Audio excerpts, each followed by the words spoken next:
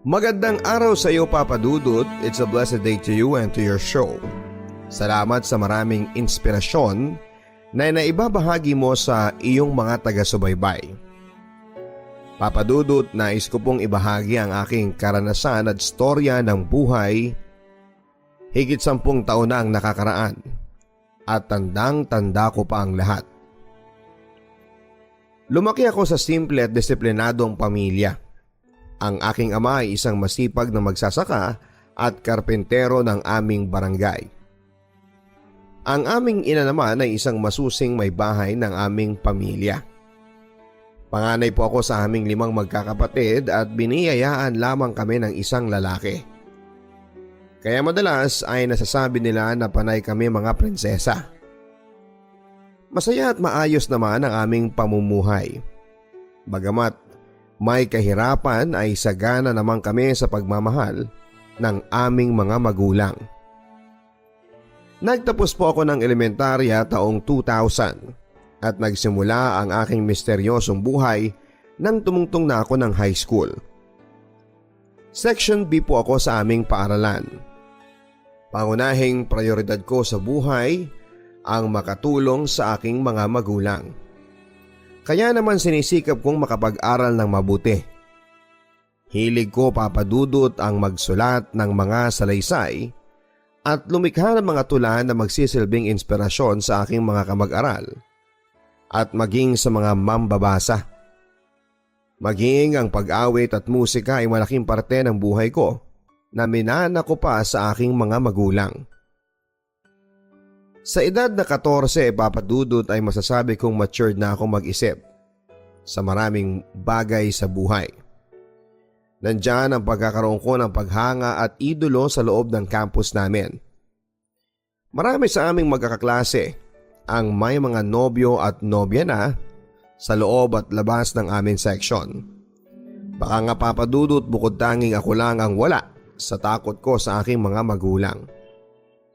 Lumipas ang mga araw at buwan. Sikat sa pandinig ng mga mag-aaral sa aming campus ang pangalan ng isang lalaking hindi ako interesadong makilala. Alas 8 ng umaga habang nagkaklase kami sa aming section, na good morning sa pintuan ng isang lalaking mistiso. Medyo kulot ang buhok, may mapupulang labi at may kabandakan ng konti. Gwapo siya as in. Late ka na, ang sabi ng aming advisor. Bakit ngayon ka lang? Yumuko siya at umupo sa bandang likuran ng silyang aking kinakaupuan. Hindi ko siya nilingon at nag-focus ako sa exam na sinasagutan ko. May exam kasi kami ng mga oras na yon. Hindi nagtagal ay narinig ko ang boses niya sa bandang likuran at ang sabi niya, "Tapos ka na? Pakipasa naman ang papel ko." Agad kong inabot patalikod ang papel niya nang walang kahit na anong salita mula sa akin. Di ko inaasahang tignan ang kanyang buong pangalan sa test paper. Siya pala si Roy. Saka ko siya nilingon at nakita ko ang kanyang mata. Nakita ko na may pagkamahiyain siya. Pero napakagandang pagmasdan ng kanyang maamong mukha, lalo na ang kanyang mga labi. Lumipas ang mga araw, 2 o 3 beses ko lang siyang nakita sa loob ng aming section mula noon. Napag-alaman ko na meron pala siyang back subject na inaatinan sa ibang year at section.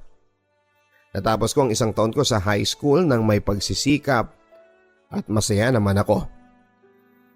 Marami akong mga naging bagong kaibigan na tulad ko rin ay mga awit. At kung minsan ay sama-sama pa kaming bumubuo ng isang komposisyon ng kanta. At nawala na rin sa paningin ko ang lalaking may malaanghel na mukha. Nakakatawa mang isipin pero sa tuwing nai-imagine ko siya, para bang interesado ako sa kanya. Sa totoo lang, Papa Dudut, ay bibihira ako magkagusto o magkatipo sa isang tao. Importante kasi sa akin kung ano ang pagkatao bago ko siya iduluhin o mahalin. Minsan sa isang grupo ng usapan ay narinig ko nang hindi sinasadyang kanyang pangalan. At nagulantang ako sa aking mga narinig. "Ah, si Roy ba? Oo, basag ulo yun. Tapos adik pa. Lagi namin kajamming yun. Madami pang chicks yun pre. Astig yun pero simple lang. Punong-puno ako ng pagkadismaya sa pangalan at pagkatao niya Papa Dudut. Pakaramdam ko tuloy ay napakasama niyang tao at walang kinabukasan na naghihintay sa kanya. Pero sa kabilang bahagi ng aking puso noon ay nandoon ang panghihinayang. Naalala ko tuloy ang malambing niyang boses at malamlam niyang mga mata nang kausapin niya ako para magpasa ng papel. Nasa 2nd taon na ako ng aking pag-aaral sa high school taong 2002. Gaano mang kahirap ang aming buhay ay pinipilit kong makatapos. Naging miyembro ako ng teatro at journalism class dahil gustong-gusto ko po talaga ang pagsusulat. Kahit na madalas ay napapagalitan ako ng aking ina at ng aking ama kasi ginagabi na ako sa pag-uwi buhat sa aming paaralan. Kailangan kasi ng matibay na kooperasyon mula sa mga head writers ng journalism class para makabuo kami ng magandang presentasyon sa araw ng pagbabalita. At kami bilang mga manunulat ay madalas at siyang natitira sa loob ng aming silid-aralan. Mahigpit ang aking mga magulang pero mapagmahal naman sila sa amin. Ayaw lang nila na matutulad kami sa mga kabataan na naliligaw ang landas. Kaya't sa kabila ng kanilang kahigpitan, nandoon ang patuloy kong pag-unawa sa kanilang damdamin bilang mga magulang. Isang araw sa hindi inaasahang pangyayari sa aming pamilya, biglaang nagkasakit ang aming ina. Ang sabi ng doktor ay tuberculosis ang sakit ng nanay namin. Kinakailangan ng 6 na buwang gamutan para gumaling ito. Hindi naman kami pinabayaan ng Diyos at ng aming ama. May kaliitan pa rin kasi ang aming mga kapatid ng mga panahon na yon. Malapit na akong matapos sa 2nd taon ng sekundarya nang magpasya akong huminto at magtrabaho muna sa aming bayan para makatulong sa mga gastos at gamot ni inay. Agad naman ako nakapasok sa tulong ng ninang ng nanay ko. Head nurse siya sa isang ospital at pumayag siya na sa kanya ako tumira bilang kasambahay. Habang binigyan niya ako ng oportunidad na makapag-aral sa isang universidad sa aming lalawigan sa Batangas. Lumipas ang panahon, Papa Dudut. Nahirapan ako bilang working student, nakakapagod pero isinakripisyo ko pa rin ang pag-aaral ko para makapagtrabaho ako sa lalong mas lumalaking gastusin para kay inay. Nakatanggap ako ng isang liham mula sa isang kaibigan upang sa Maynila ako mamasukan bilang isang sales lady sa isang maliit na grocery store sa Makati.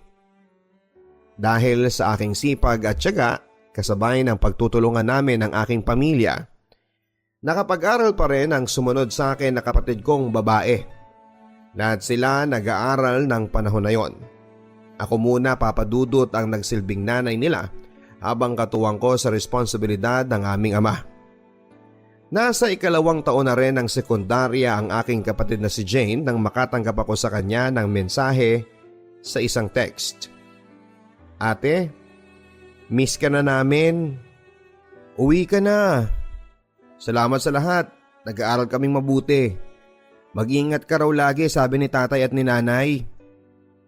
Kinurot ang puso ko, Papa Dudut, pero bitbit noon ang saya at pudong inspirasyon sa aking buhay at pamilya. Lahat ay kaya ko at magagawa ko dahil mahal na mahal ko sila. Close kami ng mga kapatid ko at lahat sila sa akin. Lalo na si Jane na nooy dalagang-dalaga na rin. Barkada ko siya at kaibigan, ganong kami kasaya. Tumawag ako sa kanya at nag-usap kami sandali sa linya ng cellphone. Hello ate, thank you and super salamat ha. Kailan ka uuwi? Naku, next month na siguro after ng birthday ko. O ikaw ha, bawal magpaligaw at huwag sasama kung kani-kanino na hindi mo namang kilala. Mabangis ang panahon ngayon, paalala ko. Ate, alam ko yun. Ayoko magalit ka at mabawasan ang ganda mo. Pagbibirong sabi niya. Pagkababa ko ng telepono, Papa Dudut, ay may konting kaba akong nadarama dahil halos iisa lamang kami ng paaralan sa sekundarya ng kapatid ko. At hindi naman sa pagmamalaki, Papa Dudut, ay magaganda ang aking mga kapatid. Anyong bigay ng Panginoon na laging paalala ng aming mga magulang na ingatan at mahalin ang aming sarili. Natakot ako na baka madala siya ng barkada. Pero winaksi ko ang negatibong iniisip ko noon, bagkos ay nagdasal ako ng taimtim at nanalangin para sa kaligtasan nilang lahat. Maayos naman, Papa Dudut, ang aking mga naging amo sa Maynila. Ang aking kaukulang sahod mula sa kanila ay pinapadala ko sa aking pamilya. Simple lamang naman ako at walang arte sa katawan, kaya menos ang kolorete at makeup. Mahilig lamang akong sumabay sa uso ng damit at sapatos. Fashionable ika nga.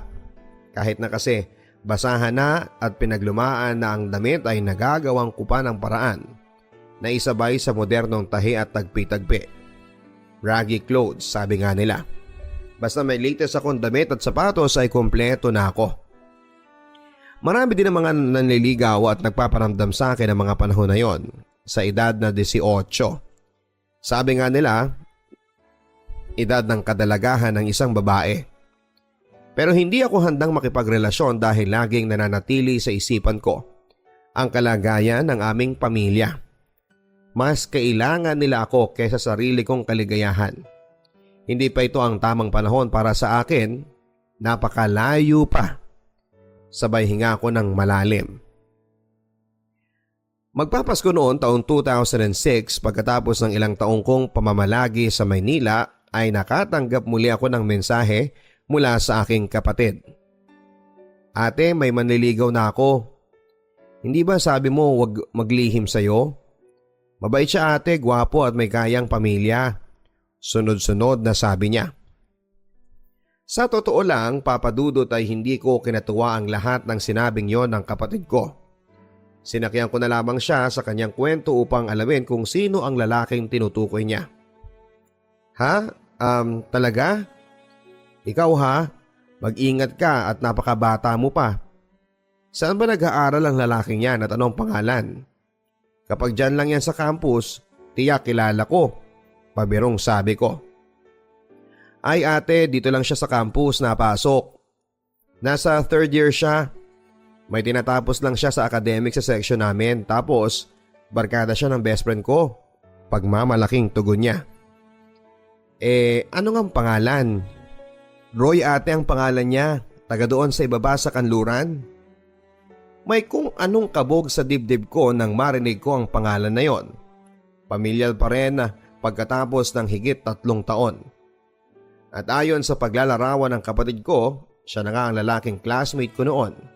Siya na ang lalaking may maamong mukha pero madilim na hinaharap. Sa pagpapatuloy ng aming usapang magkapatid ay in-invite daw siya ni Roy sa kanilang tahanan para sa kaarawan ng ina nito. At inaya ako ng kapatid ko para umaten sa nasabing salo-salo. Nag-aalinlangan ako nung una pero dahil sa interesado ako kung talagang siya ngayon, ay napilitan akong pagbigyan ng paanyaya ni Jane. Dumating ang araw ng kasiyahan, naroon ang mga kamag-anak niya, kaibigan, kakilala at mga kaklase. Iba doon ay halos mga kakilala ko rin. Ganoon kaliit ang mundo sa aming dalawa. Roy, siya ang ate ko, yung sinasabi ko sa iyo na nasa Maynila. Sabay lahat ng kanang kamay niya. Matagal ko bago inabot ang mga palad niya sa kung anong meron sa damdamin ko para bang naiinis ako sa kanya.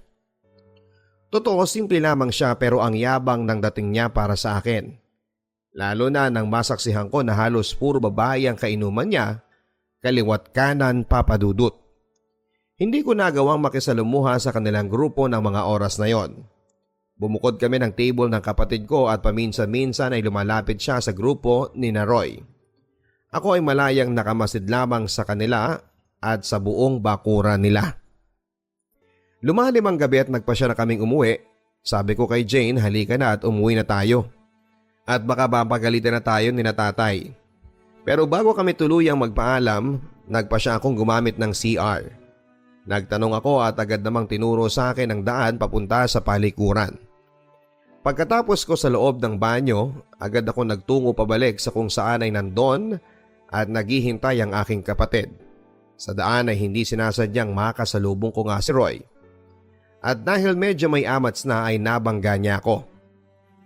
Ano ba? Mataray na sabi ko. Nagangat siya ng mukha at napatingin sa akin.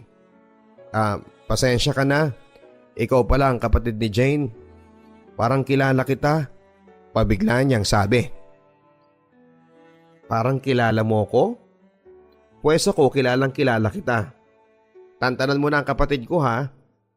Tabi? Halos pabulyaw kong sagot sa sobrang kainisan ko. Nang oras ding yon habang papauwi kaming magkapatid ay tinanong ko siya, Papa Dudut. Ganun bang lalaki ang sinasabi mo na may kaya sa buhay at gwapo na lumiligaw sa'yo? Adik yun sa campus at basag ulo pa. Hay nako Jane, pwede bang pumili ka naman? Matabang nasabi ko sa kanya. Habang nagsasalita ako ay nakatitig lamang sa akin si Jane at nangingiting sinabing, Ate, I saw the sparks in your eyes. Wala ka bang nararamdaman? Kitang-kita sa mga mata mo na selos ka dun sa mga babaeng nakapaligid kay Roy. And ha, nakikita ko kayo nang nagkabangga kayo. Palabas ng palikuran. Grabe mo siyang tarayan. Ano bang ginawa sa'yo ng tao at parang ang laki-laki ng galit mo sa kanya? Hay nako Jane, tigilan mo nga ako basta layuan mo yung lalaking yan ha.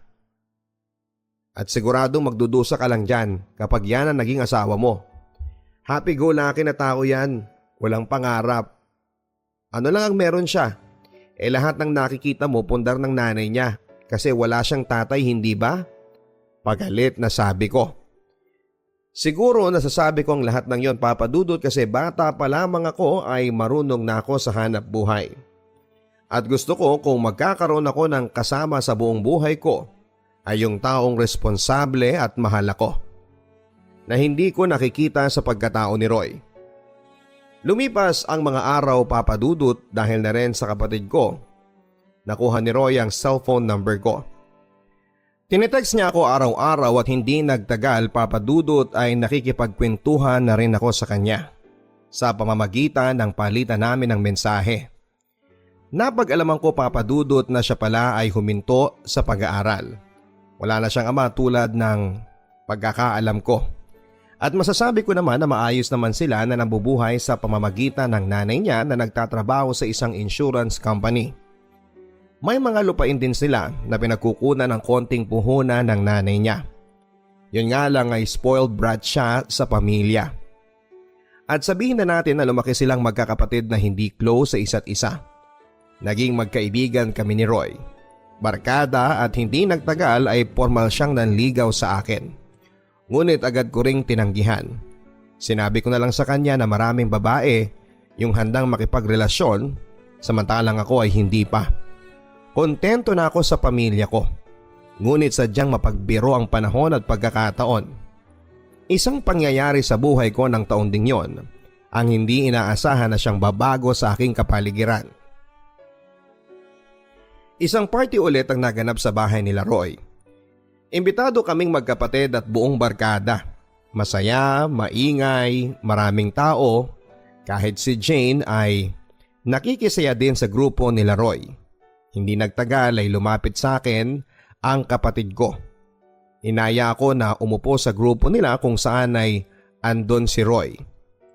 Lumapit ako at ipinakilala niya sa mga pinsan niya at kaklase na karamihan ay kakilala ko rin. Matagal din tayong hindi nagkita, sabi niya. Oo, 4 na taon din, matipid ko namang sagot. Maya-maya pa ay nagpahangin ako habang binabantayan ko sa malayo ang sister ko. Medyo mainit na rin kasi ang tenga ko dala ng hard drink na sinat namin during the time.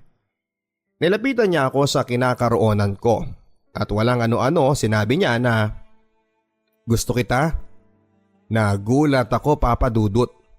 Ang tangi ko lang naisagot sa kanya ay pasensya ka na, hanggang kaibigan lang ang kaya kong ibigay sa'yo. Maya-maya pa ay nilapitan ko na si Jane at inakay ko na papunta sa loob kasi inaantok na siya dala ng kanyang nainom. Agad naman akong nakiusap sa nanay ni Roy kung saan ako pwedeng patulugin ng sister ko. Maluwang naman sa kanya na ipinagkaloob sa amin na sa tabi ng mother niya patulugin ng sister ko para sa kasiguraduhan niya. At pagkatapos noon ay bumalik na ako kung saan kami ng grupo nagsimula. Nagkayaan kami na ipagpatuloy ang kasiyahan hanggang sa makaramdam na ako ng pagkahilo. Hanggang sa nagising na lamang ako sa tabi ng lalaking pinakamasama sa paningin ko. Litong-lito ako noon, Papa Dudut. Takot at hindi maipaliwanag na kabog ang meron sa dibdib ko. Niyakap niya ako at sinabi na huwag kang matakot at haharapin natin to. Umiyak ako ng umiyak, Papa Dudut, at sa totoo lang, fighter ako. Kaya bibihira akong luluha pero nang pagkakataon na yon, parang gusto kong mamatay. May nangyari sa amin pero pinagtataka ko. Sa kabila ng takot ay wala sa utak ko ang pagsisisi.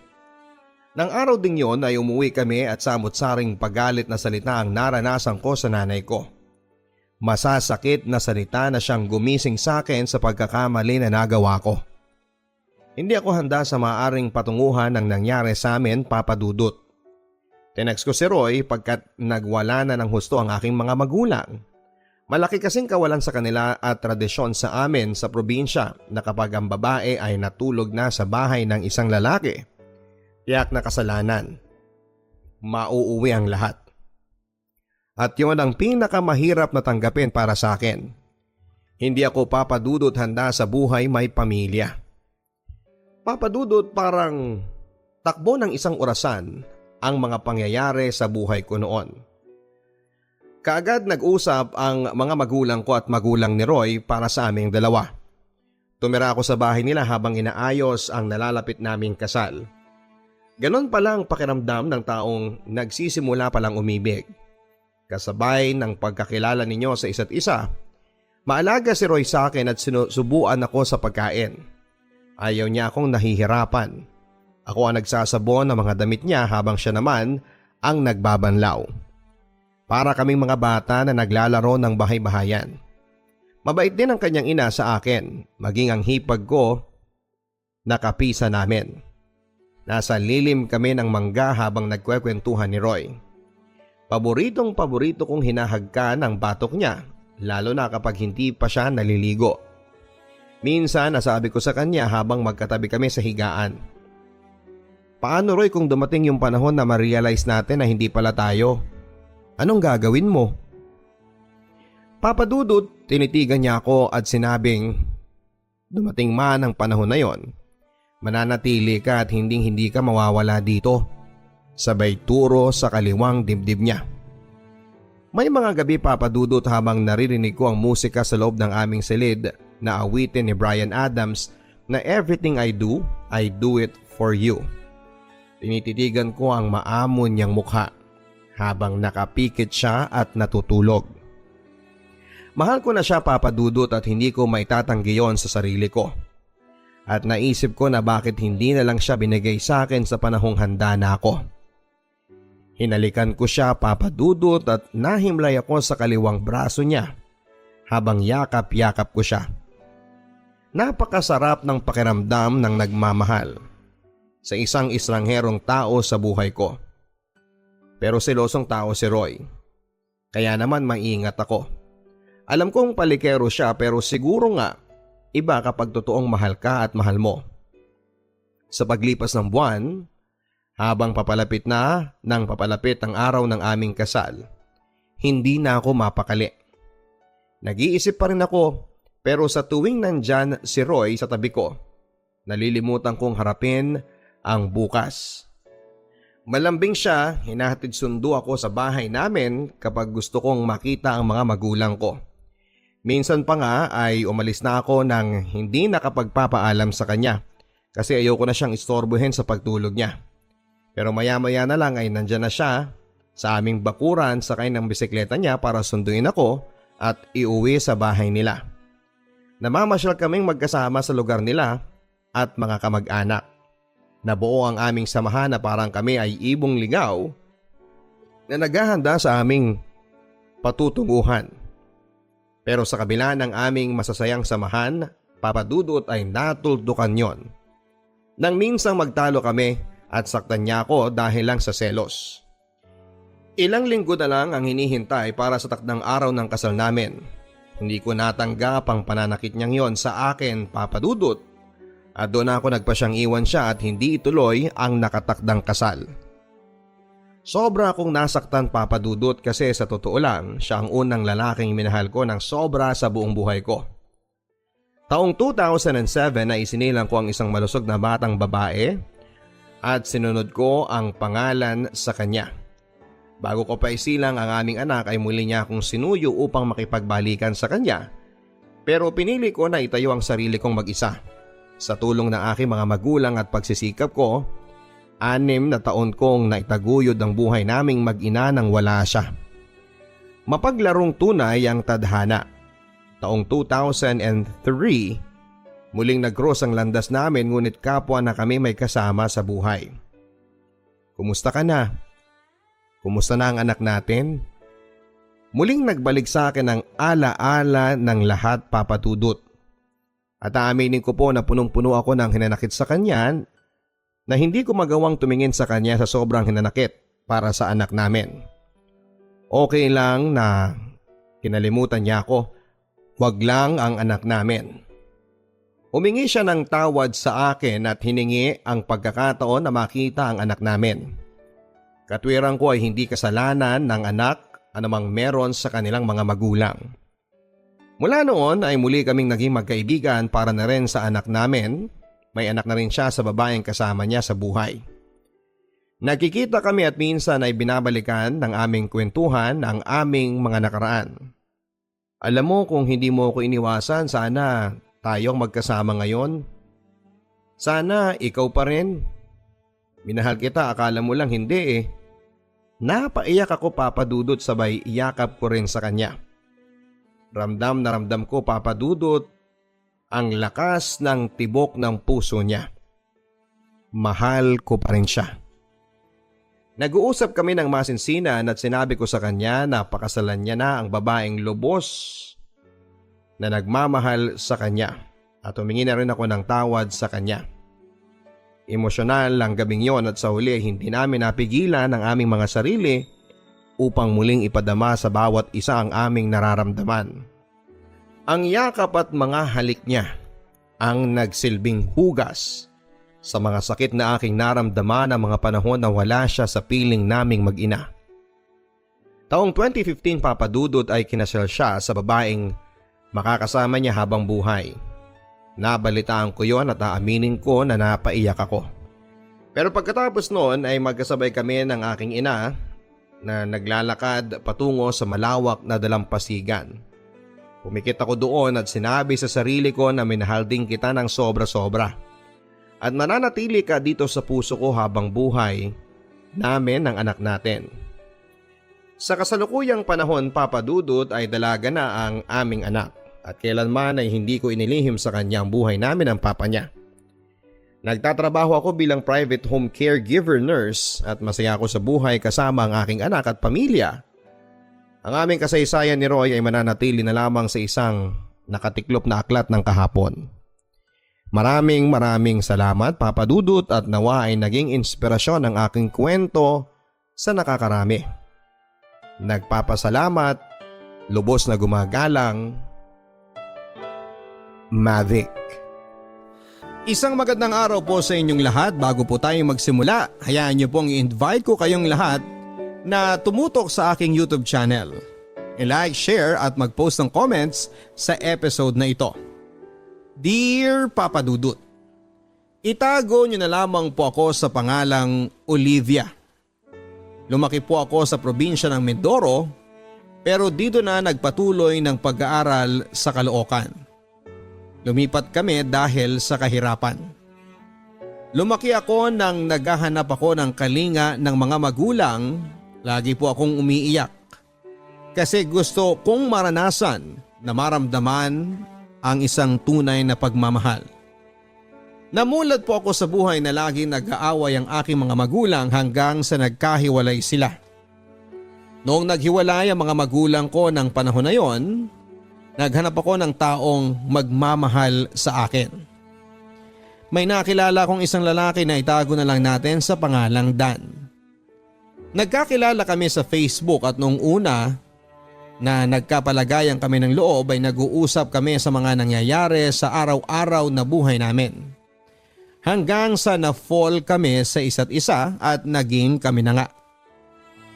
Nang mga panahong in love kami sa isa't isa ay walang linggo na hindi kami nagkikita.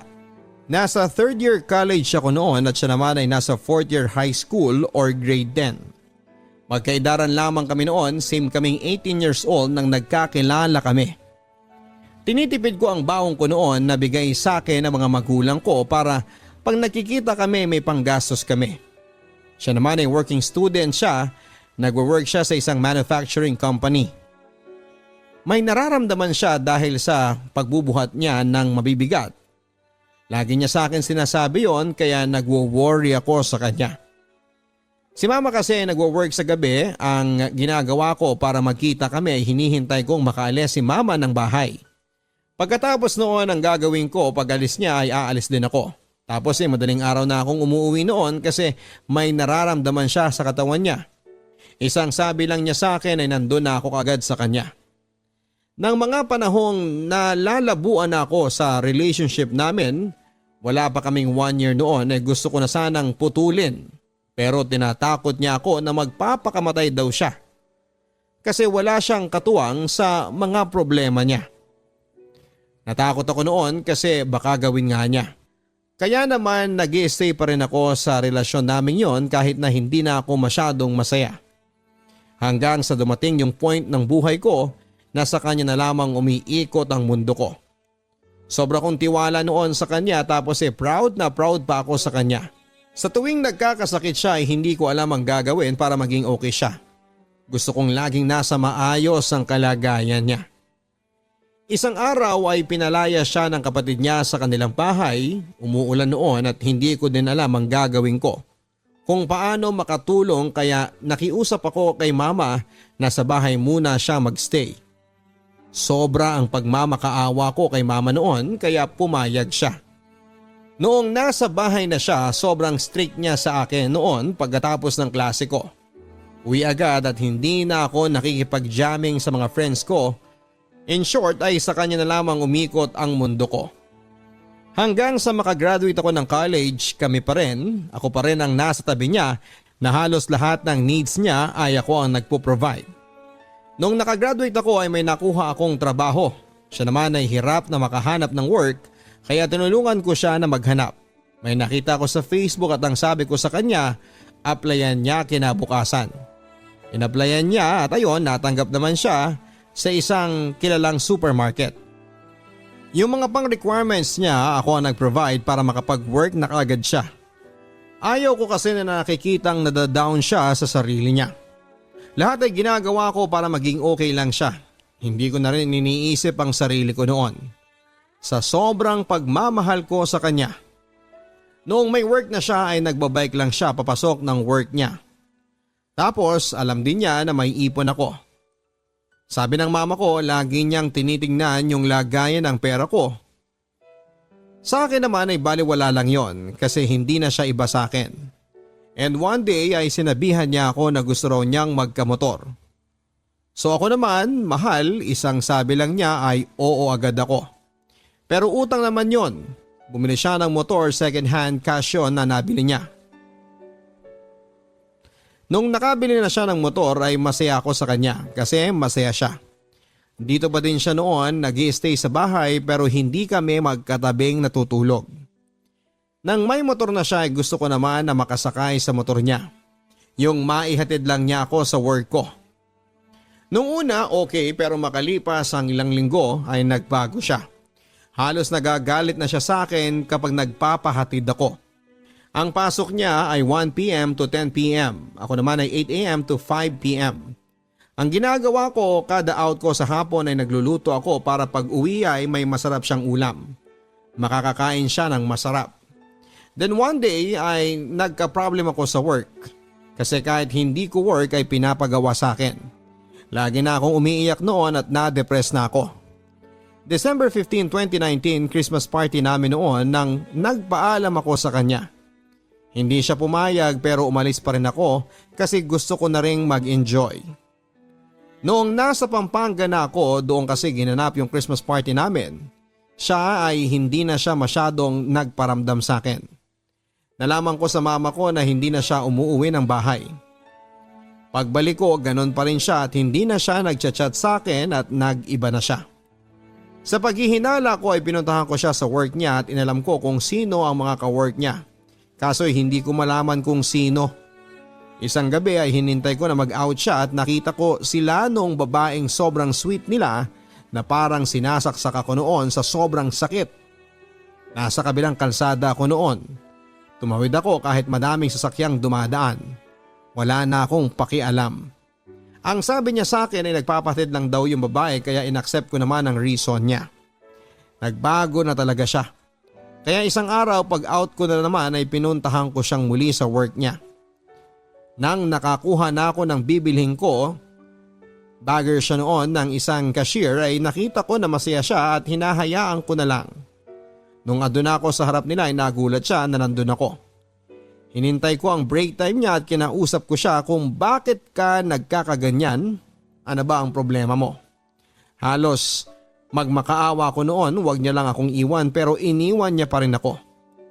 Umuwi ako ng luhaan at ang dami kong iniisip noon saan ba ako nagkulang at ano ba ang maling nagawa ko. Ano ba?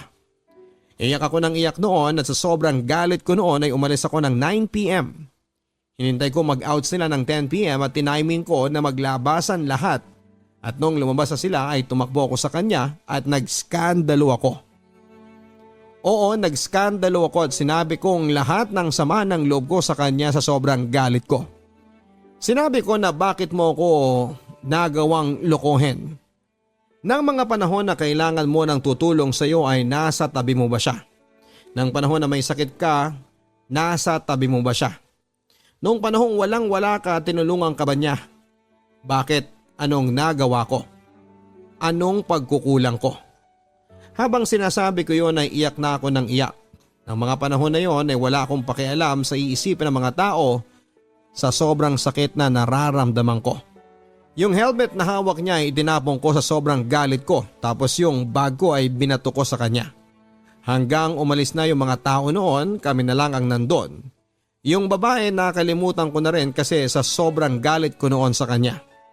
Sa sobrang galit ko sa kanya, binuntong ko ang lahat. Nagse-cellphone siya noon at naagaw ko ang cellphone niya. Nakita ko na ang convo nila ng babae at sobrang sakit.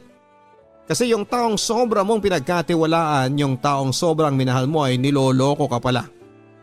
Habang wala ako, na nasa Christmas party ako, siya pala ang kasama. Kaya pala hindi na siya nagchat-chat dahil sila ang magkasama. Halos mamatay ako sa sobrang sakit.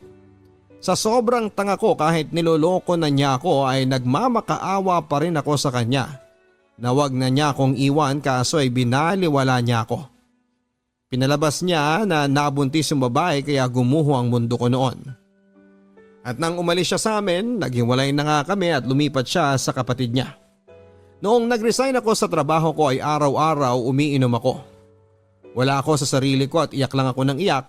Nag-attempt ako ng mag-suicide, naglaslas ako, uminom ako ng mga gamot, tatalon sa building at halos mabaliw na ako noon at halos masira na ang buhay ko nang dahil lamang sa kanya. Naubos ang ipon ko dahil sa mga ginagawa ko. Umuwi ako ng province kasi akala ko ay doon ako magiging okay pero hindi ko kaya. Hindi ko kaya na magstay doon kaya bumalik ako dito sa Maynila. Pagbalik ko ay nag-apply ako sa awa ng Diyos ay natanggap ako. Siya naman noong nalaman na medyo okay na ako ay ginulo niya ulit ako. Ayon, marupok, tinanggap kong muli siya. Yun ang isa sa mga pinagsisihan ko, ang pagpapakatanga kong muli. Noong tinanggap ko siya ay walang-wala siya noon. Walang work at pera at wala ding siyang makain noon. Ayon, naawa na naman ako sa kanya. Tinanggap ko ulit siya, naging marupok akong muli. Akala ko hindi na niya ako sasaktan, may tiwala ulit ako noon sa kanya. Ayaw na sa kanya ng kapatid niya Kaya nakiusap ulit ako sa mama at kapatid ko na sa bahay ulit siya magstay. Ayaw nila pero nagmakaawa ako sa kanila kaya tinanggap ulit namin. Wala na naman siyang work at pumasok siya sa isang delivery courier. Okay lang kasi gumawa siya ng way para magka-work. Yung cellphone niya madaling malobat kaya naman kinunan ko siya ng brand new cellphone. Sa akin nakapangalan pero siya ang magbabayad. Hinahatid niya ako sa work every Monday morning tapos ay sinusundo naman niya ako every Friday night. Sabi niya sa akin nahihirapan daw siya. Inausap ko ang asawa ng kapatid ko at baka may hiring sa kanila. Ayon, nakapasok naman siya. Hanggang isang araw, feeling ko na naman ay binabaliwala niya ako. Nasasaktan ako ng palihim tapos pag hinahatid niya ako sa work, ihahatid niya lang ako, wala man lang salita. Nasasaktan ako, 3 buwan akong nagtitiis sa ganong klase ng pagtrato niya sa akin. Uuwi yung kuya ko galing ibang bansa at ayaw sa kanya noon. Kaya tinulungan ko siyang makahanap ng bahay, pinahiram ko siya ng pang down payment ng bahay, saka pambili lahat ng kailangan niya ng gamit sa bahay. Noong may nag-positive na ka-work ko, doon ako nag-quarantine. Kasi hindi ako makapag-stay sa bahay namin kasi may sakit ang mama ko. Noon ay tinitipid ko ang budget ko kaso ayoko maging magastos. Nung gusto niya ng Jollibee kahit ayaw ko kasi nga nagtitipid ako noon kasi malayo pa ang sahod ko. Pero pinilit niya ako kaya nagpa-deliver ako. Noong naka-work from home ako, doon sa kanya, gusto niya na pagising niya kakain na lang siya. Hindi ko yun magawa kasi madami akong work at halos nagbe-breakdown na nga ako noon sa hindi ko na alam ang gagawin ko. Tapos ganon ang ipinapakita niya sa akin, baliwala ako na akala niya ay nasisiraan na ako ng bait. Then nang pumasok siya pag-alis niya ay uminom ako sa sobrang sama ng loob.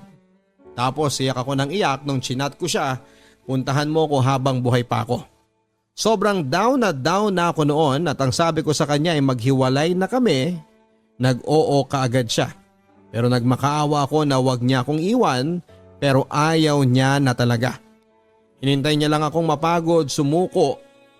Nang araw na naghiwalay kami ay nalaman ko sa kapatid ko na lumipat agad siya ng bahay kinabukasan noong naghiwalay kami.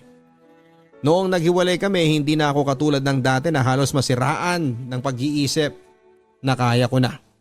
Then nalaman ko noong naghiwalay kami na may bago agad pala siya.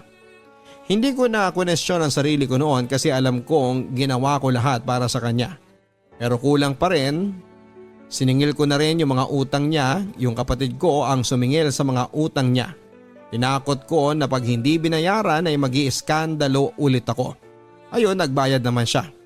Nag-resign din ako sa work ko ngayon ay may bago na akong work. Ang sarap pala sa feeling na pinaparamdam sa'yo na mahalaga ka. Sobrang grateful ako ngayon sa work ko at sa'yo napatawad na kita, hindi dahil sa deserve mong patawarin, kasi deserve ko ng peace of mind. Tapos na ako sa iyo at tama na. Ngayon sa bago mo, wag mong gagawin sa kanya ang ginawa mo sa akin. Thank you sa lahat ng masasakit na alaala kasi ngayon na-appreciate ko na hindi ko pala kailangan ng ibang tao na magmamahal sa akin para ma-feel ko na buo ako. To myself, hindi mo kailangan ng ibang tao para mabuo ka. Just to learn to love yourself and appreciate everything that you have. Deserve kong maging masaya. Thank you Papa Dudut for giving me a chance to share my story at sa mga taong nakakaranas ng heartbreak, anxiety and depression. Guys, kaya natin to. Surrender lang natin kay God and time will come na darating din yung taong para sa atin. Huwag nating ipilit ang sarili natin sa mga taong hindi nakikita yung worth natin. At saka huwag tayong maghanap ng pagmamahal sa iba. Instead, mahalin mo na lang ang sarili mo. Hindi ka pa magsisisi. Thank you Papa Dudut and God bless and keep safe po. Nagmamahal at hindi na magiging marupok pa. Olivia.